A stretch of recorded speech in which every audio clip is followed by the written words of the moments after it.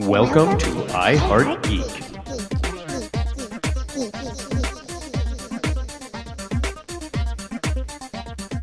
And welcome to an episode of I Heart Geek. Yay! So we're doing the Batman today. That's the reason why it's only me and Skeeter here today, because we wanted to get it done before it got to be old news, and yeah, we have a cast of millions, so it's just easier just to get a couple of us on here and to run through the brilliance we're going to call the Batman. Skeeter, how are you doing today? And right off the top, what was your first reaction to the Batman? Wow. So I am awesome. It's Friday. It's 9:30 at night, wherever you are. It's 9:30 here, but awesome. Couldn't think of a better place to be and a better movie to talk about. I literally sat down and immediately when the voiceover came in, I melted into my seat. Oh yeah. I knew this was going to be something to just keep me there for 3 hours. Mm-hmm. Now, and let me say this, and I don't know how you felt going into it, but I know I was not looking forward to seeing this whatsoever. I feel like we have Batman fatigue. We've seen too many Batman movies. We've seen too many Batmen. We've seen this. Yeah, it's after Batman '89. Let's be honest. I mean, there's been some good and some bad, but nothing's been quite up to the level that I got as excited as this movie. This, I'm not too proud to say this is my number 2 pick of Batman's ever. Yeah, and as the DC guy, I said I don't ever want to see another Batman movie again because I think we've seen enough. This was something special. It was something very special. I mean, from start to midpoint to, I mean, we could have taken a 20-minute break in the middle. No, they should have. Refill popcorn, get drinks, take a breath, and come back and not lost a beat. Okay. It was that good. So now let me put this out there. If you haven't watched the Batman, there's nothing in this, I think, that would be quote unquote a spoiler, because there are no spoilers. Because if you haven't watched it by now, you don't care that much about the spoilers. Right. So we're going to kind of let it rip, but I think that you can probably listen to this without watching the movie, without it completely spoiling you. So what we kind of wanted to do is, this was a fantastic movie. It was not a perfect movie. So we have a lot of pluses and minuses, and we're just going to kind of go through the movie and talk about some of our pluses and minuses on this without overshadowing what you're going to think about the movie, if that makes sense. So let me hit my first negative. And this has already been mentioned, but it feels all of 3 hours. This could have very easily been cut to 2.5 very comfortably. We'll get into what we could have cut as we go a little bit, but it was definitely long. You're fatigued watching it. Not to say it wasn't great, but 3 hours is way much. How do you feel about the 3 hour mark? So, I kind of put it pretty bluntly, 3 hours, if it's one ring to rule them all. Maybe 3 hours if there's 4 other superheroes in the movie. But 3 hours for what we got was scary. It was very daunting, to say the least. Yeah. But they filled it. I mean, they did. To be honest with you, they kept the lull in the beginning. Yeah. After the opening scene, obviously, with vengeance, but after the opening credit or opening scene, we hit the lull and then just immediately just started ramping back towards the top. And to me, it never slowed down. And there is one thing I did want to say. Okay, go ahead. If you haven't seen this movie because you feel like you're going to walk into a theater and see a sparkly vampire Oh yeah, that doesn't exist. and somebody with a really bad speech impediment chasing them around, do not take that this movie like it's not that at all. At all. I thought that going in and got my butt whooped. So just putting that out there. So with you saying that, I want to hit my first big plus and my first big minus. Pattinson as Batman. I don't think there's been a better one. That includes Keaton. He, as a Batman, absolutely stunningly perfect. He understood the part. Honestly, I feel like it is the Batman that Affleck was trying to do. Yes. And didn't, and because of the support and everything that went on, this was the Detective Comics Batman. This is, if you're a big DC fan, Detective Comics versus the Batman is two different worlds. And we get this is the first time we've gotten a detective Batman. It's always been glossed over. This, they found the clues, and I'm not going to give away how they did a lot of the recording and stuff, because it was really cool. I'll let you guys be surprised with that. But that's part of that detective work, and it's, it was glossed over a little bit in the Keaton Batman, and then they kind of forgot about it for the rest of the Batman movies. The detective, I think, is such an important part to who Batman is as a Batman. Now, and then my first negative is Pattinson as Bruce Wayne. This gets to tear everybody I've talked to. This tears everybody in the middle. Either you loved it or you hated it. It was a choice. I didn't like it. Before I get into that, because I feel like I've been talking for a minute, Skeeter, what is your thoughts on Pattinson as Bruce Wayne? So, I think, I spent too much time trying to look at him as Dark Knight or Dark Knight Returns. Yeah. Okay. Or the Dark Nolan Knight Rises, right? So the Nolan verse, like I was looking for that because he was the playboy, he was the billionaire, he was Bruce Wayne. Which I think it has to be, in my opinion. Pattinson wasn't that, but I'm considering age. Yeah. And, where is he at in this course of life? And I have more like things to go towards that. But I do agree with you, Dub, that he just wasn't that billionaire playboy that we've gotten so much of. Well, as the character is in every comic rendition we've ever seen, he's closer to I didn't actually think of this till right now. He's closer to a Terry McGinnis from Batman Beyond than a Bruce Wayne. He's very emo grunge, Nirvana-esque, depressed.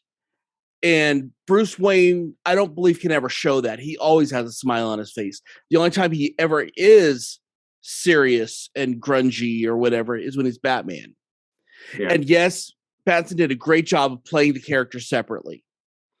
I just don't think that was the right choice. And I think that was a Matt Reeves choice, honestly. I don't know that it was him. I don't know. I didn't like that's something that really got under my skin a lot. Yeah.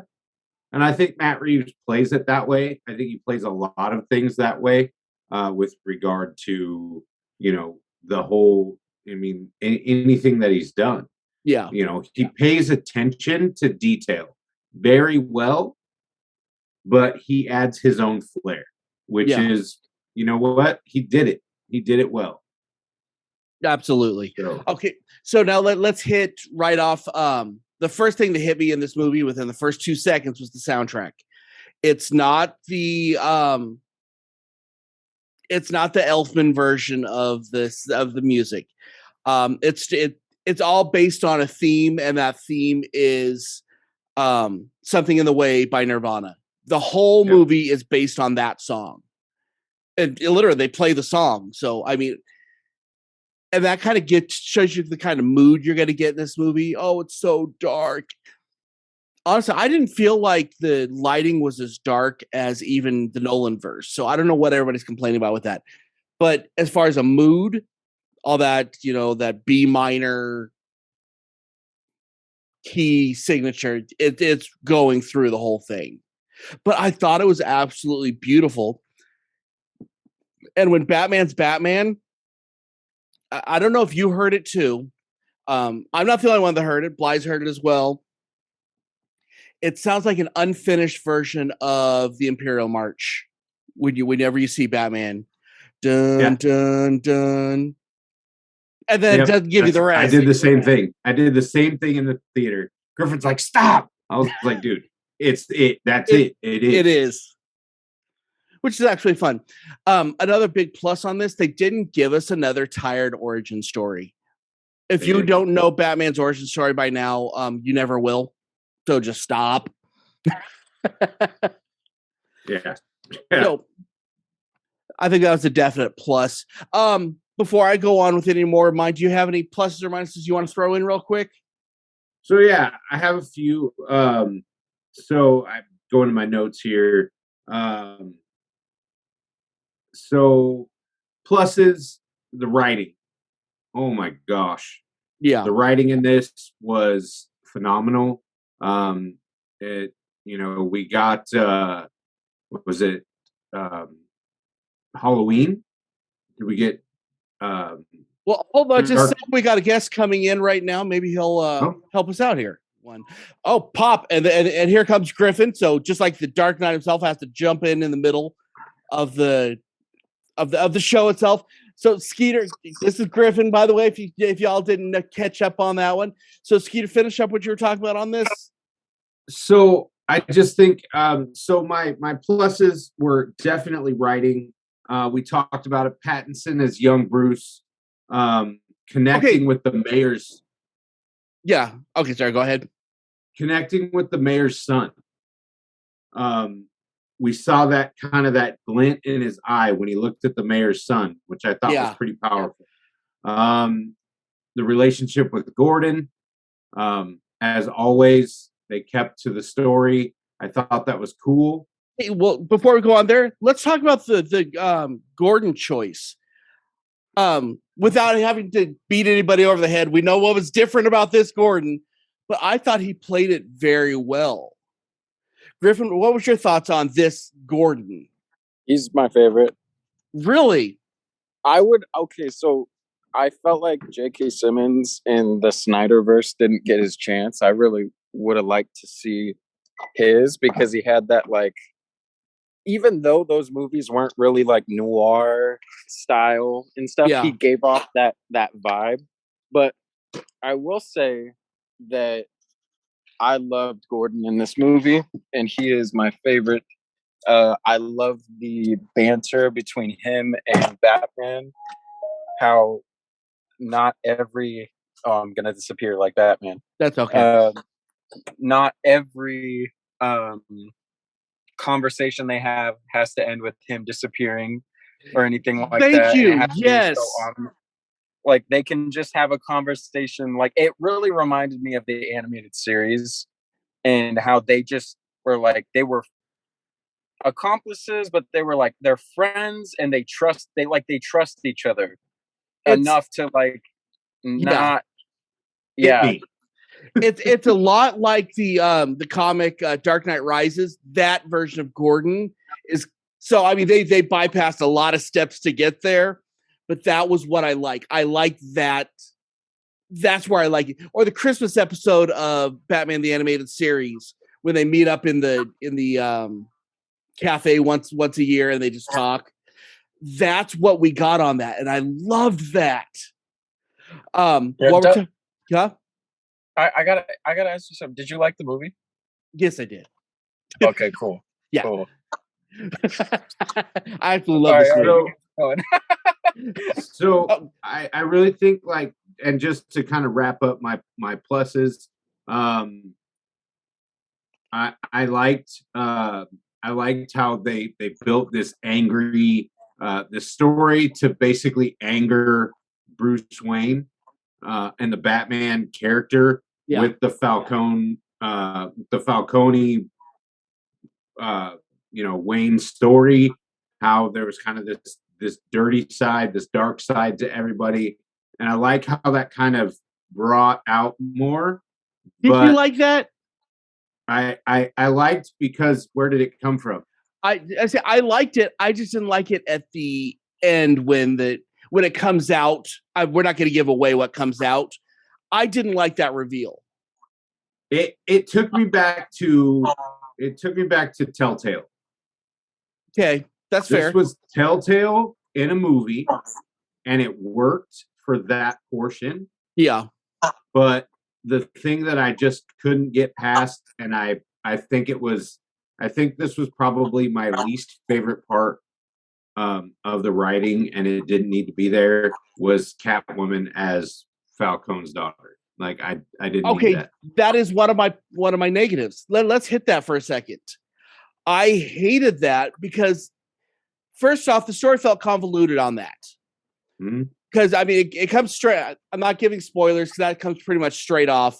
Yes, that's my dad. Okay, and there's hints that he knows the whole time, because that's why he lets her in the club. Why he has a special relationship with her. But then it turns out he didn't know at all that's his daughter. It felt shoehorned in, and they could have cut out 45 minutes out of the 3 hours if they would have cut that story out. It was dumb, and Catwoman didn't need it to go forward. She had plenty of meat to chew on without that. I thought that was ridiculous. Griffin, what's your thoughts on the Catwoman Falcone thing? I do agree that there was the switch up at the end. I didn't have a problem with it at all. As far as I felt like it pushed her character and it gave her something to do, because she's not yet Catwoman. Matt Reeves, the director, is like said that all of these villains in the Rogues Gallery, they are like proto. I mean, the Riddler's the Riddler now, but like they are proto. Like Oswald's not Penguin. Selena Kyle isn't Catwoman. Yeah, I don't know if I agree with that, but I see what you're saying. I see what you're saying. They are these characters, but they are like, I'm jumping universes here. I don't do this a lot, but like, let's look at the MCU's take on Spider-Man. They took all 3 movies to develop to his origin story. We've never seen that done before. It's different. Not a lot of people like it, but I mean, I like it. It's different. But this, it gave me an interest in her character, because I was like, oh, they're actually giving her something to do. Yeah, I get that. Hathaway's Catwoman in Dark she was Knight terrible. Was just Catwoman. It was awful. Okay. I loved this Catwoman. However, don't give me all leather cat suit and not the mask. I don't know why that irritated me, but I'm like, you know what? I mean, this is. I loved it. Up to the nines with the leather from the neck down, and then the torn up beanie for the mask. I'm like, I love it. And yes, she's trying to be the Pfeiffer Catwoman, who was fantastic, but that was an issue for me. You liked it? I like it because Matt is you can tell he's developing these characters, and I because we've seen these characters for so many years, and it's nice to see it refreshing. We all know what they're going to look like. We all know where they're going to be, and I love it's such a fresh take. Like when I saw the beanie, I was like, "Is that her mask?" And it's literally just a mask. It just bothered me. And I was like, "It's got the little ears," and I thought it was great. I was like, "Oh my, this is it." I thought it was funny because it was like it reminded me of Batman Mask of the Phantasm, which I watched for the first time the same before we went to go see. Well, that'll mess you up. Yeah. And aside from the Batman, which is I didn't have a favorite Batman movie until the Batman, until I watched it. Okay. This is everything I want. But to get to the Catwoman part, I liked it a lot. It gave her a story. I was actually interested. But what I liked is that they didn't over masculine, like, or over masculate. I don't know how sexualize, over sexualize her. Well, yeah, okay. They didn't over sexualize in the fact of like, oh, she's strong, so she can. Oh, I see what you're talking about. Yeah. So she's like, there's no difference between her and Batman. Zoe Kravitz has said this in a few interviews. She said that Catwoman is all about the sleek and the femininity and like being like the cat, yeah, strong and being a cat. Like she's not gonna march around like Captain Marvel. Like she's not trying to Captain America or even Batman. She has her role and she owns it with pride in this movie, but she's not sexualized in a female sense, but they're not trying to make her like super masculine, like I'm gonna take you all on. She's just like, she knows her role, and it's a fantastic role. Yeah, I was pleased completely. Okay. Now I want to hit another character that shocked me because it made the favorite of all the Batman of anybody.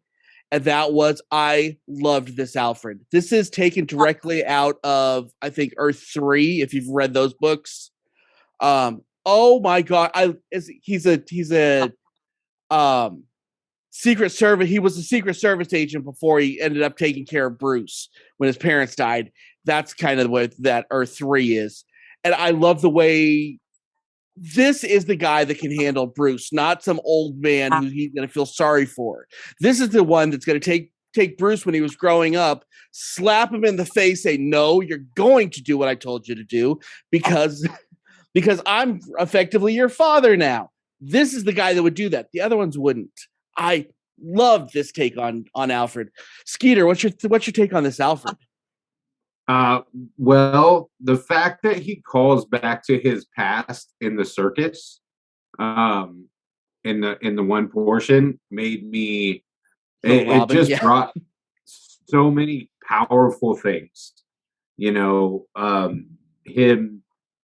the way he handled Bruce, the way he handled the Bat, all of it. Like you're absolutely right. He wasn't in the Bat cave all the time, telling him, yeah, oh, Master Wayne, you look bruised again, or whatever, like it just wasn't that. It was like, look, dude, quit being a whiny little girl and get your butt up and do something. And like he made the role. I mean, Andy Serkis did a powerful job, and he is different than any of the other Alfred we've seen. Yeah. As I say, the Batman 89 is so beloved because it was different and it was the most creative thing, and that's what changed the world. Heath Ledger as the Joker was something special because he was different and he changed the role. I feel the same way with this Alfred, and I'm kind of feeling, even though it wasn't as creative because it was taking a lot more from the Zoe Kravitz Catwoman, I think, as well. Any thoughts on the Alfred character there, Griffin, before we move on? I knew as soon as Matt Reeves was announced for the director, I knew that Andy Serkis was going to be Alfred, straight up. I don't know who didn't, but yeah, I was like, oh, yep, we're going to get it. And I'm so pleased with it. My favorite Alfred, Andy Serkis is phenomenal, and he did great in the movie. People were complaining because he wasn't in it enough. There's time. There's more movies. This is the first movie. Leave it alone. A lot of people hate that it's 3 hours. I love that it's 3 hours. There's scenes that we didn't need, but I'm like, you know what? There was a lot of scenes we didn't need. I was like, you know what? The longer I get to stay in this world, like, count me in. I love it. But the point with the Alfred. My favorite Alfred is the one from Gotham. Oh yeah, Because he has a lot of the same. He was in the Secret Service, and he's that, like, that's my boy, as you were talking about. yeah. Like, he's like, Bruce is his son, like, and he is Yeah. literally like his family. And this is an unpopular opinion, but I don't care for Michael Caine as Alfred at all. I don't need I'm in the I don't same need boat. the morale speeches or anything. I don't need any of that. Yeah, Um, and he's a great actor, but I'm not in for he's him a as great, Alfred. he's an amazing actor, but I don't know. I kind of feel the same way as Christian Bale as Batman. It's like it's What, you fine, don't but like that? Oh, no, that's what that feels like.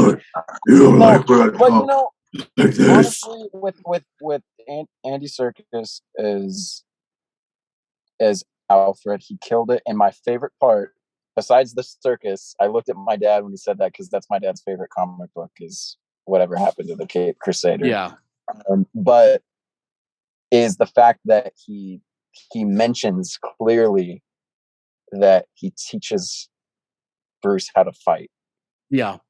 And I love that. I was like, yes, finally we get a Bruce Wayne who isn't trained by ninjas Well, and I think he stuff. still is later, but he's got that initial stuff that I think is Yeah, like important. he's finally like just like a brawler, just Yeah, kind of just goes for it. But I everything's a lot less Bruce Lee and a lot more Chuck Norris.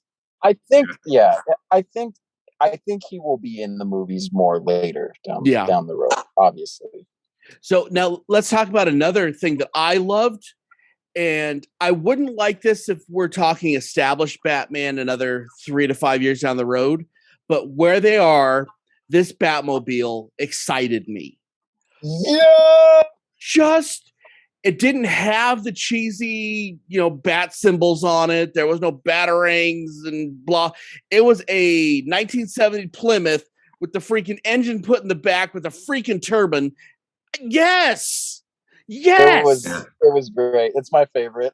And we saw the turbine engine like the whole time, and it looked like a big rig motor with a jet engine on it. I was like, okay, this is gonna happen. And then when it lit off, I was like, oh no. Oh, Yeah. this is gonna be it When right now. the scene leading up to it is so great. It's so good because, like, you're there, not to spoil anything, but there's characters in the scene, and they're kind of sitting there, and the tension's building, and then you just hear it turn on. You just hear the roar, and it's like, Yeah. what? And the lights kick on, and like, I love how it shows he's so, like, Pattinson gave so much emotion when he's driving the Batmobile, like, and he steps on the gas, and it's like a hinge, and it just shows him. It's an extension of like, him. it was stuff that we saw with this Batmobile. Like, everything in this movie feels like a character, whereas in every other Batman movie, things were cool. The Batmobile's supposed to be cool, but like, the Batmobile is a character, just like Gotham is itself. Yeah. And this movie straight up knocked it out of the park with everything. The Batmobile was. So, long story short, and there's one more thing I want to hit after this, but I got to say this. You know why people are loving this movie is because there's honestly love for the comic books. This is the comic book. Are there some things they got wrong? Yes. And we're about to talk about one more thing they got wrong. But I feel like there was a love of the comic books. And that, to me, is what all the DC movies have been missing. That's what Justice League has been missing. There was no love of the comics. This is, we want to have a spectacle. We have these properties, and we're going to put them in wherever we can without knowing the character. This, just like we were talking earlier, Detective Batman. This is the first time we've gotten it. Yes. I would like to point out, just because there's a big uproar from people that I would like to say, and I don't care who hears it, who listens to the show or whatever. I hope they hear it, because they know that we have love for Batman, seriously. But people have been talking about how this movie is on the fence, and they're saying this movie is having some people, some critics are saying it's having an identity crisis. And when I would personally say, and the reason why they say that is because they're saying, well, Matt Reeves said it's grounded. So why are some things like, there's some things in this movie that aren't really realistic. They're more fantasy. And I'm sitting here and I'm going, grounded doesn't always mean real. It's Denny O'Neil Batman. It doesn't need to be real. If you want a real Batman, go watch the Nolan movies. The Nolan movies are what if Batman was in real life? Yeah. Which is why no one cares about it still. People say they love it, but they don't care. They are not that great. They're not that great. And I will stand by that. They're great movies, but they're not my Batman. They're not Batman. I want the animated series, like the thing I wanted from this movie more than anything. I knew Pattinson was going to kill it because he is an indie actor. Everybody kept saying Twilight. I'm like, dude, somebody go watch the Lighthouse. Like, he's been doing good stuff, but like Harry Potter. Matt Reeves is a great storyteller, but the one thing that he said that I knew, I was like, oh man, he said, I'm taking inspiration from comics like The Long Halloween, not The Killing Joke, the Long Halloween, stories that are like really popular, but not as popular as the main ones. And he said a noir detective film. And that's when I watch the animated series, I want my Batman is set in a noir style universe and world, because that's personally what I love. I love neon and noir and all those dark, 40s type elements. This movie gave that to me in a modern sense, but it didn't take me out of it. So when people say like they're all like, Matt Reeves said he wants to explore with Mr. Freeze in the sequel, but that brings an element of fantasy that he doesn't know how he would tell that story. And people are throwing a fit because they're like, well, that wouldn't be real. And I'm like, Batman is supposed to be grounded, yes. Batman is the real man in the world of superheroes. So therefore, it can't be 100% grounded. Yes. Like, he literally, I don't care. Oh, well, I don't know if that's spoiler, but there's a certain thing that he takes in the movie to get up real quick. Oh, yeah. I forgot about that. Yeah. And I'm pretty sure they wouldn't put that in the movie if they weren't making at least a nod to it. They might not be it, but they knew what they were doing when they did that. So let's move on from there for 1 sec. This is the last thing that I absolutely loved and truly hated at the same time. Everybody knows I am a comic purist in the fact that if you take a character, it better be that character. Riddler, I think the character was brilliant. I loved it, but that wasn't the Riddler. That was Zodiac, but they didn't want to use that. This is some. I'm trying to watch. Skeeter knows where I want to go with this, but I can't. It was different from the Riddler. Riddler is got to be jokey, and this wasn't the Riddler. And I thought what they did with this character was brilliant, but he is not the Riddler. If you're going to use the Riddler, use the Riddler. This is Zodiac. Period. And there's not a question about that. Me and Skeeter were talking about this a little bit before. Actually, I want you to hit on this real quick, Skeeter. What's your thoughts on the Riddler? Are you okay with it? And Griffin as well, I want to find out. Are you okay with this not being the Riddler, even though it's Riddler? You're muted still. He wasn't the... Okay. So he had those creepy elements, but he didn't have the haha, like not Joker haha, but the gotcha. Gotcha. That piece that we come to love about the Riddler. I didn't want Jim Carrey. No. but I wanted something more like Closer to Gorsh. Closer to Frank Gorsh. Give me that. Yeah. Give me that Gorsh, that question mark popping up in your face, some kind of punch to it. This was just pure evil. Like this was Kevin Spacey from Seven. Yes, absolutely. Absolutely, every bit of it. What's in the box? It was not the Jack in the Box Riddler that we get. It was, did we get some riddles? Come on. But it was Zodiac. Yeah. If you're going to use the character, use him right. That's all I ask, because that took me out of the film because of it. Okay, Griffin, I think you're going to disagree with me. Go ahead, bud. You know me so well. No, you know what? If you want, I've learned that, there's a time and a place for like everything that that we want. My Riddler, and the only thing I say is like my Riddler, before I say anything more, Gotham has its problems as a show. There are some parts of that show that are just horrible. But the characters, the Riddler in that show is, I don't know if anybody can do it better.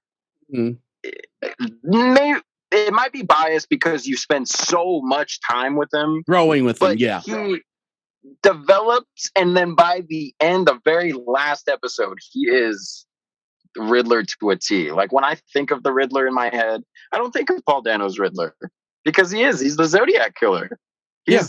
But I liked the horror elements in the movie. That first shot where this character is walking past and he's there, and you don't notice him until he walks by. Like, that cinematography is killer in this movie, pun intended. But literally, it was the Zodiac killer with riddles. I do like how they unmask him, because if they wouldn't have done that, but I like how they unmask his character in the end, and not spoilers, but he's in the diner, which is in the trailers and stuff. But in a way, he reveals himself. Yeah, and I like how he does the Riddler thing. He explains his plan. He explains his reasoning. And I liked which a lot of people didn't like, I liked the third act of the movie. I wasn't expecting them to go for that. In that sense of, it went half an hour past where I thought it was going to go. Yeah. And I'm pleasantly surprised, because I like it because it surprised me, because I'm like, they're not going to do that, and then they did it, and I was like, okay, like, yeah, all right, that's a cool way to bring it into this like era, I guess. It didn't take me out of the movie, but I wasn't expecting that, but I liked it. I was like, wow, that actually kind of, it makes sense. But this version of the Riddler, I did like, and I passed it. I was like, you know what? Yeah, I like it. I like Paul Dano. He's a great actor, and I especially liked him in this movie. I liked his presence. I liked his presence in the movie. Yeah. I liked how he was he was untouchable until he literally wanted to be. Now, and I 100% agree with everything you've said. I just have issue with them using the Riddler name if it's not going to be the Riddler. Right. Because that's not being creative. I think that would have been a killer Hush storyline, though. It would have been. That would have been cool. Griffin and I are on the same wavelength, and he's 2 hours away from me right now. But literally, he says hush. Oh, yeah. He says it like that's coming. Hush is coming. I'm just saying. He's in it. Hashtag not my Riddler.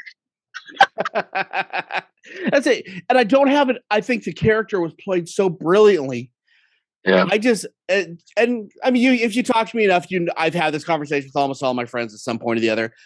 I pay homage to the character. That's not respecting the character of the Riddler with all these almost 100 years of history, and you're going to make something that he's never been. And he was Zodiac, who is a character. You can use that, and there you can have a lot more leeway because no one knows who that character is much. Yeah, I think that to give the film and like the storytelling the benefit of the doubt, but I also like hold out hope because I really want there's a scene in the end which a lot of people didn't like. It didn't need to be in the movie, and that's me saying that. I know what you're talking about. Who just said, I want to spend as much time in the world as I can. Here's the difference, though. I like world building, and just because you tease something, it does not have to happen. Take the grain. Yeah. Like consumers, like we're so like, oh, that means this. Like, no, it doesn't. It just, you got that. He just wanted to let you know that these characters are here. I would tell you, Dub, like maybe we might get like the Riddler because they're trying to find their identities, like they're trying to work their way up. Like Penguin's not Penguin yet or whatever. I mean, he is, but he's not. But like, what if they are fully developed? And I really hope like that they don't take the approach of like the Dark Knight films or the earlier Batman films where they have the villain of that movie and then they disappear, they kill them off, or they never speak about them again, or if they do, they comment about it like they're afraid to like do that. I really hope I see Paul Dano's Riddler, like whether that be in Arkham or something else. I don't want to see the other character. I'm not going to spoil. I would rather them tease. I don't want no more. It's cool not to cut you off, and I know it's going long, but like a lot of people are like, it's the next one, and I'm sitting here like, no, like I like the fact that there is a character who is in this world. We don't have to question it anymore. And no, I don't want him as any of the main villains in any of the movies. Give me little teases of him. Yeah. And my brain can do the rest. Yeah. And don't give me any more don't give me good Catwoman anymore. Give me some evil Catwoman. Because she has to be both. Otherwise, we saw what happened with Hathaway. I mean, it's just not good. Okay. So that we're gonna cut this discussion off. So I want to hear your grades. And I want to hear, we are discussing a little bit, but I want to hear where you place this in the Batman movie mythos, how high you place it. I give this an A. And I've only given, I think, one other thing an A ever on this show. I enjoy this as much as my number 2 Batman after 89 Batman because, well, for a lot of reasons that I'm not going to get into, but I believe that creativity counts for so much. This was finally creative. Even though I didn't like this Bruce Wayne, I thought this movie was fantastic. Griffin, what about you? I liked all the new elements and the risks that they took. I like it. There's not really anything that I didn't like about the movie. I give it an A+. There are problems in films. I mean, there's no perfect film really, but like this, surprisingly, pretty close. Story beats, anything like that, I did not find a lot, and I wasn't looking for any. But this movie really, I just hoped that I got the main top 3 things that I wanted were noir, detective film, I'll say 4, animated series, inspiration, which every Batman, except from like the 80s and stuff in the 90s, they said they took inspiration from the animated series. They did. But just because you put Batman in something doesn't mean you took inspiration from the animated series. Yeah. This movie definitely took inspiration in many ways. But and fourth, a lot of people don't like the Bruce Wayne. And what I love is how the movie handles Bruce, and literally Alfred gives it to him the entire time. He's like, you need to be more productive as Bruce Wayne. You need to be a playboy, Yeah. How do you say it? Thurland? Yeah, you know what I'm trying to say. Confirmed bachelor, yeah. Yeah, you have to be that. And he's like, no. And what I love, people are like, oh, he's emo, he's that. He wants to be Batman. He is Batman. He hasn't figured out how to make Bruce the mask yet, but he knows that it is the mask. He just doesn't know what to do with it. And I will say this: about it. If the next movie comes out and they fix it, and that's because that's what happens, cool. I will say I was wrong, but as of now, I'm not. No, yeah.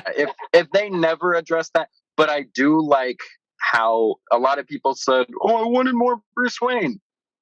Bruce Wayne's boring. He's the same in everything. He's the playboy dude who's got a bunch of chicks. He's rich. It's been done all the time. I'm glad we got Batman.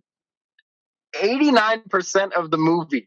He was there all the time, and I love that because to me, I don't want Batman. Kurt Cobain. I don't want Kurt Cobain as my Bruce Wayne. Like, he's literally, like, it's not like Spider-Man where it's 50-50. Like, he struggles being Peter Parker, and then he struggles being Spider-Man, and he can't do it. Batman is Batman, and Bruce Wayne is his alter, is his mask. So I loved it. I enjoyed it. I give it an A+. I finally have a favorite Batman movie. Where I place it, it's right there with Mask of the Phantasm. I watched it right before. I was like, man, I don't want to watch this movie after the Batman but I didn't want to watch it before because I'm like, I don't want to disappoint myself. Thankfully, it didn't. They're two totally different feelings and vibes, and I love them both. They both sit at the top for me, but they're way above the Nolan movies, which I don't hate. I think they're great films. They're just not. They're not. They're overrated. Not my favorite Batman films. They are overrated. Yeah. Okay, Skeeter, what about you, bud? So this was an A all day for me. I'm sitting on the screen next to the guy that I watched 89 Batman with for the very first time ever in history. Oh, that is so cool. So, wow. It is my number 2 to 89 Batman. That's so cool.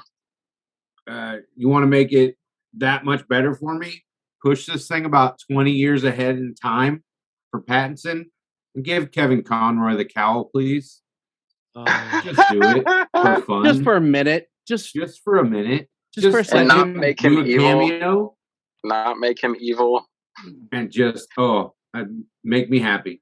But no, this movie was well written. It was noir, which is one of my favorite things ever. I mean, we were missing the, the sign on the door and the smoky room with the detective sitting behind the desk. And there she was, that kind of a storyline. Yeah. But I enjoyed the Penguin. I enjoyed the ice house and how they used all of the tools to put it all together. And the way the Batman just whooped everyone. He didn't use, spectacular toys and, all of those things that we got in 89, but he used his ability to just whoop. And that's what he did. He made it fun. The twins at the door. Oh my gosh, yes. That was one of my most favorite parts every time. Cool.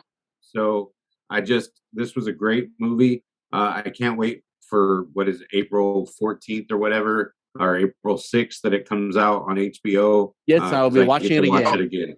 Oh, nice. Yes, that got leaked out. So you heard it here, folks.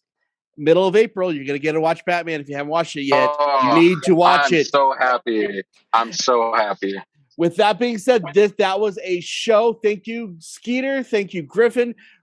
Oh my gosh, this was such a fun experience. Go watch it if you haven't watched it. Until next time, go to the website, www.iheartgeekshow.com.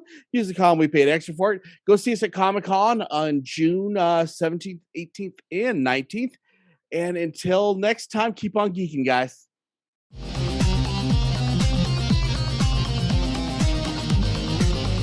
You have been listening to the latest episode of the iHeart Geek Show. Make sure you visit our website at www.iheartgeekshow.com. Make sure to follow us on Instagram, Twitter, and Facebook. And if you check us out on YouTube, make sure to like, comment, and subscribe. And keep on geeking on to all of you geek rock stars.